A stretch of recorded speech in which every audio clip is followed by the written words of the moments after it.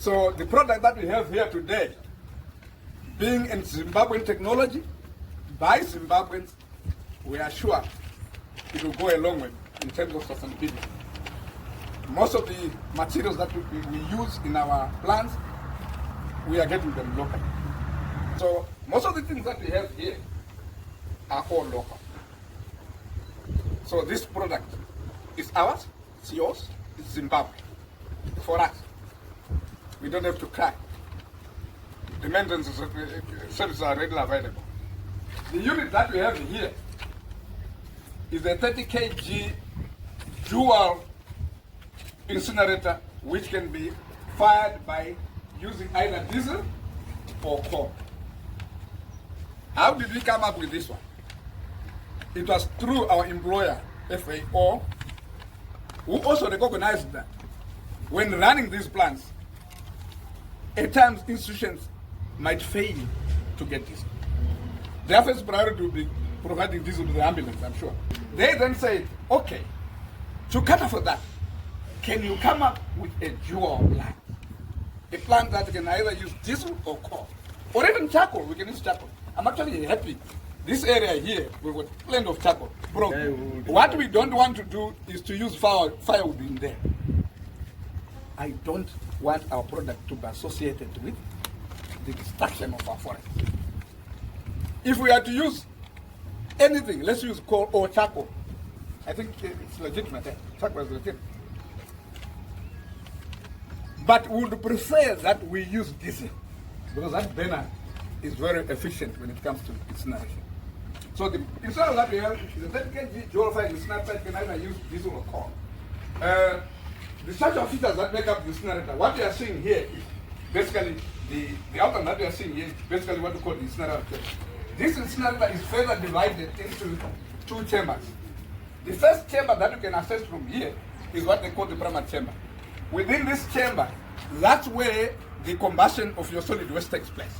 In fact, within this chamber, that's where you charge your solid waste. All right?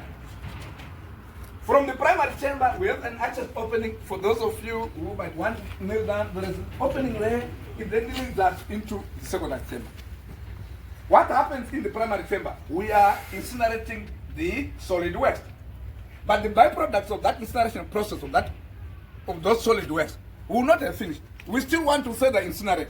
We are having operational temperatures within the primary chamber, operating it from here. Experience is telling us, if we are to set it higher, when they are incinerating, normally we don't characterize our waste. We are not identifying what we are bringing into here. We don't know the characteristics of that waste that we are bringing into here. For example, in the event that we are incinerating drugs, we don't know what's in there, the volatility that's in there, the components that are there. So the temperature, our temperatures will eventually go up and they will exceed the limiting temperatures for this unit. When we talk of the limiting temperatures, we are talking of the temperatures that the refractory material can sustain. That's the reason why we set it at a bit lower level, just to allow for that temperature buildup. So here we have operational temperatures from 600 up to 1,000. We can get up to 1,000 degrees Celsius here. I'm saying this because here we are going to be incinerating waste that's going to be coming from the body. Waste characterization shall be very important. Who will be doing the waste characterization? It will be Tino and Tim. Please characterize that way. If you don't do that, we will damage this before it gets to its lifetime. So yeah, primary temperature, those are the temperatures 600 to 1,000 degrees Celsius. Within the secondary chamber, we can operate from 800 to 1,000 again degrees Celsius. So this is that we've got. What we are seeing here is the diesel burner.